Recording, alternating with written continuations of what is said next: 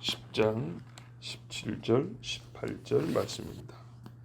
훈계를 지키는 자는 생명길로 행하여도 징계를 버리는 자는 그릇 가느니라. 미움을 감추는 자는 거짓된 입술을 가진 자요 중사하는 자는 미련한 자이니라. 아멘.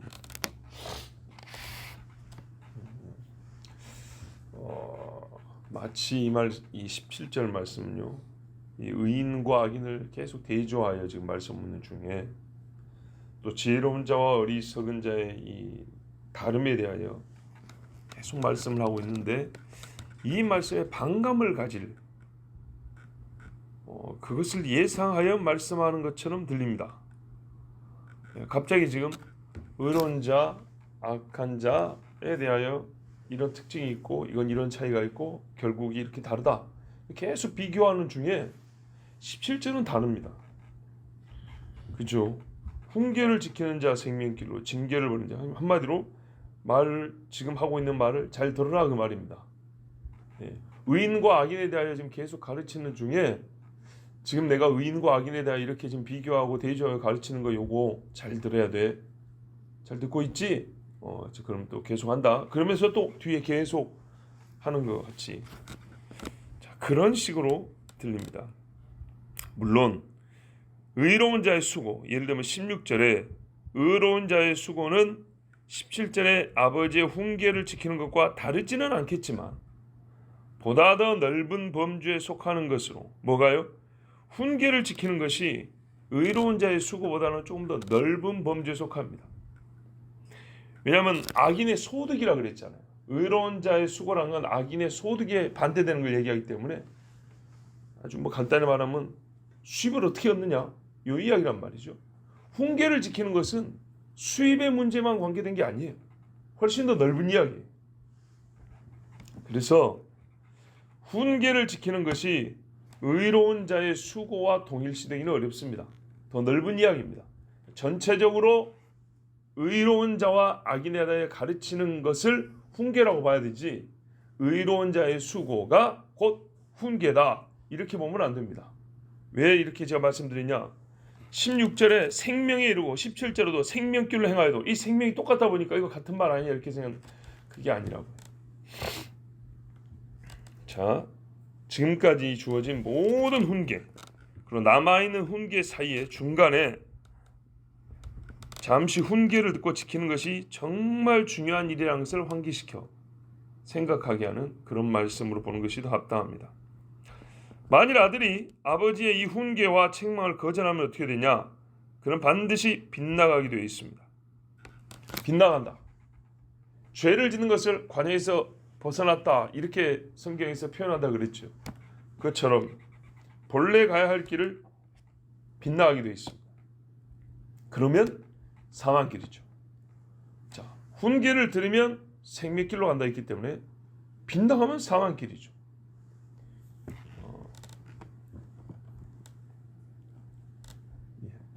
엘리가 불량한 아들들에게 이렇게 말했습니다. 내 아들들아, 그리하지 말라. 내게 들리는 소문이 좋지 아니하니라. 너희가 여호와의 백성으로 범죄하게 하는도다. 사람이 사람에게 범죄하면 하나님이 심판하시려니와 만일 사람이 여호와께 범죄하면 누가 그를 위하여 간구하겠느냐 하되 그들이 자기 아버지의 말을 듣지 아니하였으니, 빗나가죠. 그럼 결국 어떻게 되냐? 이는 여호와께서 그들을 죽이기로 뜻하셨습니다라 그랬습니다. 그래서 이 두 아들은 아버지의 책망을 듣지 아니하고 빗나가서 한날에 둘이 같이 죽었습니다. 바울은 모든 성경에 기록된 목적과 유익함을 말할 때 네 가지 유익한 점을 가르쳐 주었습니다. 디모데후서 3장 16절을 보면 모든 성경은 하나님의 감동으로 된 것으로 교훈과 책망과 바르게 함과 의로 교육하기에 유익하다. 이게 유익하다 그랬습니다.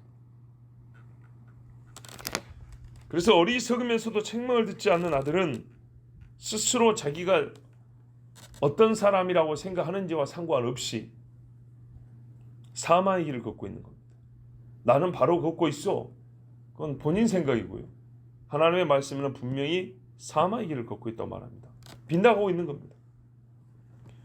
그러므로 이런 사람에 대하여 아버지는 계속 기도하고 훈계합니다.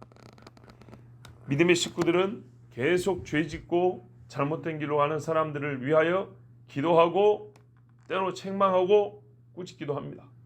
이게 해야 될 일입니다.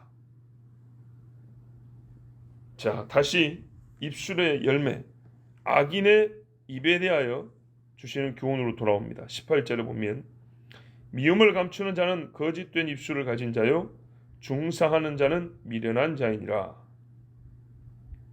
둘 다 좋은 게 아니네요. 사람이 남을 미워하기도 하고 증오하는 일도 있을 수 있습니다. 그 사람이 나한테 잘못해서 그럴 수도 있는 거잖아요. 그죠? 아무 이유 없이 지나가는 사람을 그냥 미워한다는 건 거의 어렵고요. 둘 사이에 뭔가 일이 있으니까 미워하기도 하고 또 마음에 증오하는 마음도 생기고 그러는 겁니다. 하여튼 있을 수는 있는데 좋은 건 아니죠. 그 다음에 이제 이게 문제입니다. 그것을 감추는 일은 어려울까요? 쉬울까요? 미워하는 것을 감추는 것 아주 어렵습니다. 좋아하는 것을 감추는 것보다 미워하는 것 감추는 게 더 어렵습니다. 동네 사람들도 단골 마트도 어느 날 마음이 틀어지면 어떻게 해요? 서로 인사도 안 하죠. 감추는 게 정말 어렵습니다. 직장 동료 사이에도 왠지 서먹서먹해서 커피 한 잔도 못한다. 감추는 거 어렵습니다. 정말 어렵습니다. 부부 사이에도 밥상에 둘이 마주보고 있어도 서로 마음에 미워하는 마음 감추는 건 정말 어렵습니다. 그런데 이게 감춰진다. 이야, 이건 대단한 사람이죠. 미워한다는 것을 감추는 정도의 사람이면요, 이 사람의 입술만큼이나 미끄럽고 간사스러운 게 없습니다. 보십시오. 지금 입을 얘기하고 있어요. 뭐 연기력을 말하는 게 아니라 입을 얘기했어요. 18절에 미움을 감추는 자는 거짓된 입술을 가진 자요. 미워하는 것을 감추는 것이 그렇게 어려운데 이게 감춰진다. 예, 그의 입에서 미움이 감춰지는 말이 나온다. 이걸 눈치를 못 챈다. 이거는 굉장히 훌륭한 연기력을 가진 사람입니다.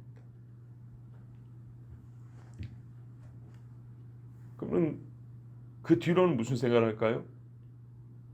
자기가 미워하는 자를 망하게 하는, 못되게 하는, 무너뜨리는 그런 일을 궁리하고 계획하는, 그렇지 않겠습니까?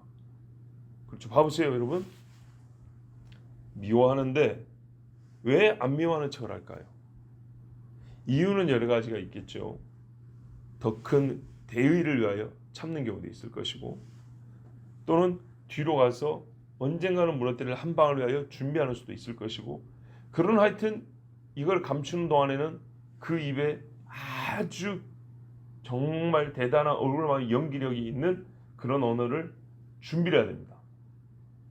미운 말은 당연히 자연스럽게 나오는데 이걸 감출 정도라면 말도 아주 준비를 잘해야 됩니다. 눈치를 못 채게 말을 해야 되니까.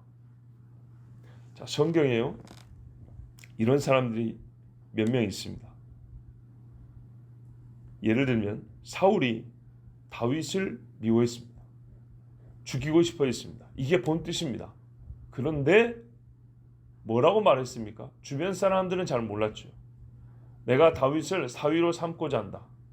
그러나 그 집과 우리 집에는 이 레벨 차이가 많이 나기 때문에 내가 뭐 대단한 걸 요구할 수는 없고 블레셋 사람의 포피 100개만 가져오면 내가 사위 삼아 주겠다. 이렇게 얘기했습니다. 그러니까 주변 사람들은 와, 박수를 쳤습니다. 쉽게 말하면 거저 그냥 사위 삼아 주는 것처럼 다 속았어요. 다윗은 조금은 갸우뚱했어요. 이게 쉬운 일이 아닌데 하면서 하여튼 갸우뚱했는데 하나님은 그 속을 정확히 아셨죠. 이는 사울의 생각이 다윗을 블레셋 사람들의 손에 죽게 하리라, 이 생각을 하고, 근데 주변 사람들 되게 눈치를 못 챘어요. 보세요. 이게 바로 미움을 감추는 거짓된 입술입니다. 감출 정도의 입술이라면 당연히 거짓되다는 겁니다. 이건 감춰지는 게 아니에요. 예. 정말 거짓말이 1인자가 돼야 이게 미움이 감춰지는 거지, 미움이 감춰질 정도면 진짜 거짓말을 잘하는 겁니다. 또 산발락과 도비아 아시죠?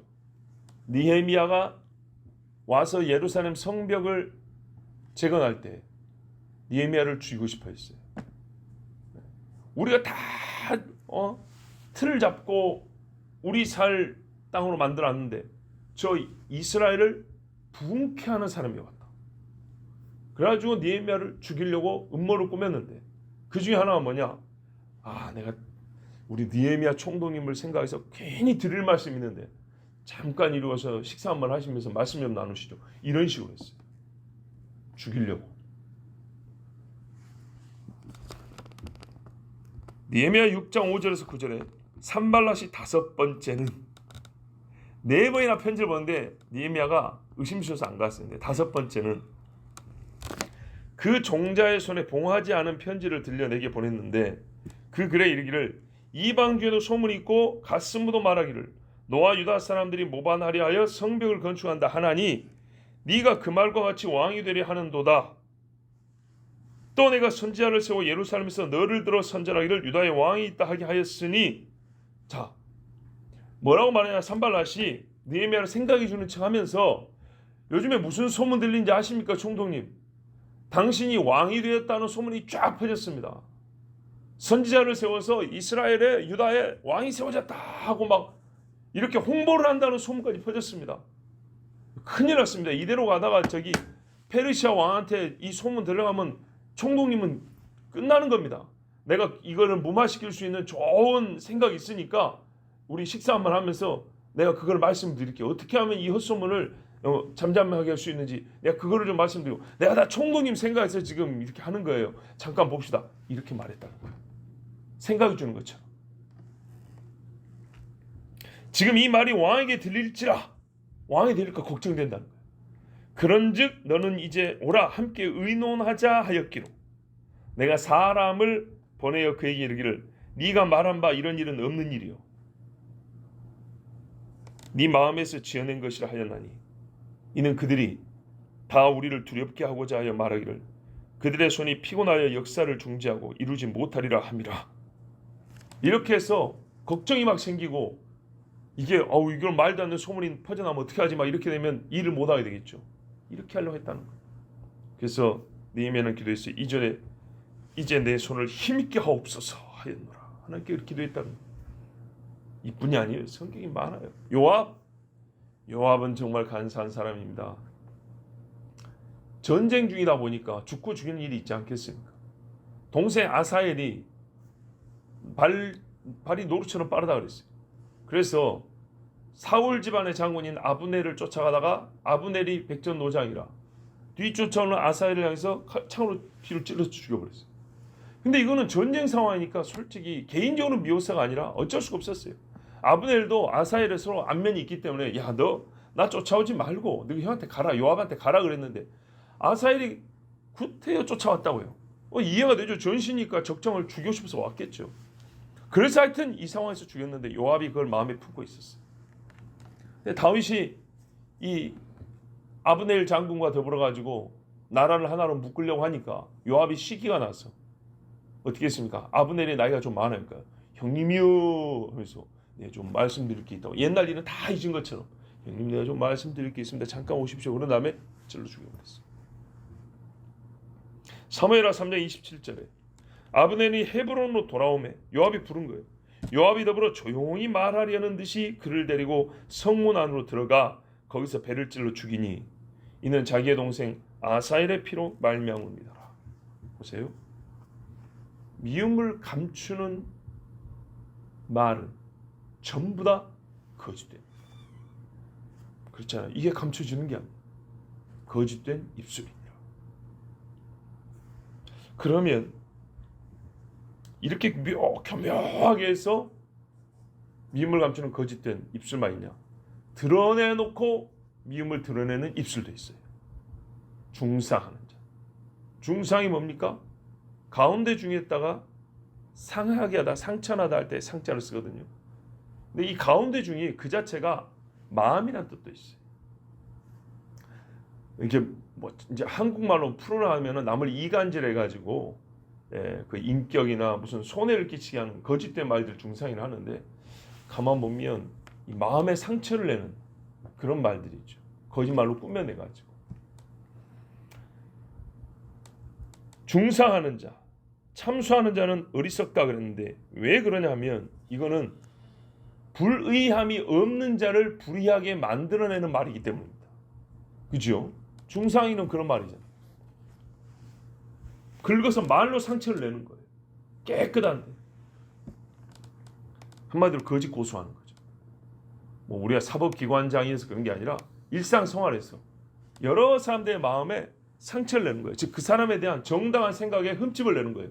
그래서 전부 다 판단하는 마음을 갖게 하는 거죠. 그러면 어떻게 되죠? 이 말을 듣는 사람은 저 사람이 그랬대, 그런 사람이래, 저런 사람이 되면서 전부 다 판단하는 마음을 갖고 있겠죠. 자, 이런 말을 하는 사람은 어리석다 그랬어요. 왜냐? 자기가 남을 중상한 그 말대로 자기가 그걸 먹기 때문입니다. 자, 중상은 없는 허물을 만들어내는 거라고 했습니다. 허물에 대하여 좀 과하게 뭐라 하는 것, 이런 이야기가 아니고요. 중상은 없는 걸 만들어내는 거라. 자, 미움을 감추는 거짓된 입술이나 없는 것을 만드는 것이나 둘 다 상대를 해하고자 하는 것인데, 중상의 경우는 없는 허물을 만들어서 사람들의 마음에 상처를 내요. 곧 그 사람에 대한 모든 생각을 잘못되게 만들어서 판단하게 하는 행위. 그 일에 대한 보응은 뭐냐? 없는 것을 만들었기 때문에 본인이 그 만들어낸 말에 대하여 책임을 지는 겁니다. 신명기 19장 18절 19절에 재판장은 자세히 조사하여 그 증인이 거짓 증거하여 그 형제를 거짓으로 모함한 것이 판명되면 그가 그의 형제에게 행하려고 꾀한 그대로 그에게 행하여 너희 중에서 악을 제하라 그랬습니다. 그 사람이 만들어낸 말 그대로 그가 받는 겁니다. 그러니 세상에 이보다 어리석은 자가 없습니다. 뭔 뜻인지 알겠죠? 왜? 안 죽였는데 저 사람 죽였어 하면 내가 죽게 되고요. 저 사람 도둑놈이 하면 내가 도둑놈으로 처벌받고요. 저 사람 강간자면 내가 강간자로 돌을 맞는 거예요. 이게 하나님 법이에요. 그러니까 재무점 파는 거 아닙니까? 얼마나 어리석습니까? 근데 이 사람들에게는요, 이런 미련한 짓을 하는 사람들에게는 무엇이 바탕이 되었냐면 하나님이 없다는 생각이 바탕이 되어 있습니다. 즉 이런 생각들을 솟아나게 하는 그 밑바탕에는 공통된 사상이 하나 있는데 그게 뭐냐면 하나님이 없다는 거예요. 직접적으로 하나님이 없어라고 주장을 하든 안 하든 실제적으로는 무신론이 그 속에 있어요. 하나님을 두려워하지 않은 무신론이에요. 하나님을 알지 못한 무신론이에요. 하나님 믿는 자에게 상 준다는 것을 믿지 않은 무신론이요. 하나님께서 우리 죄를 용서하신다, 우리 죄를 벌하신다는 것을 알지 못한 믿지 않은 무신론이요. 다 무신론입니다. 시편 10편 2절과 4절에 보면 악한 자가 교만하여 가련한 자를 심히 압박하오니 그들이 자기가 베푼 꾀에 빠지게 하소서. 보세요. 중상하는 자, 자기 꾀죠. 자기 꾀에 빠지죠. 그런데 뭐라고 그랬냐? 이 사람을 악인이라고 그랬어요. 그러면서 악인은 그의 교만한 얼굴로 말하기를 여호와께서 이를 감찰하지 아니하신다 하며 그의 모든 사상에 하나님이 없다 하나이다. 이런 사람은 나는 내 입으로 하나님이 없다고 말한 적 없어. 하든지 못하든지 하든지 안 하든지 그의 생각, 사상, 이 생각의 바탕에 하나님이 없음이 깔려 있다는 거예요. 그러므로 여러분, 우리 생각에, 즉 나는 나의 생각의 바탕에 하나님이 있다입니다 라고 그렇게 여기는 분들은 어찌해야 된다고요? 훈계의 말씀에 순복해야 돼요.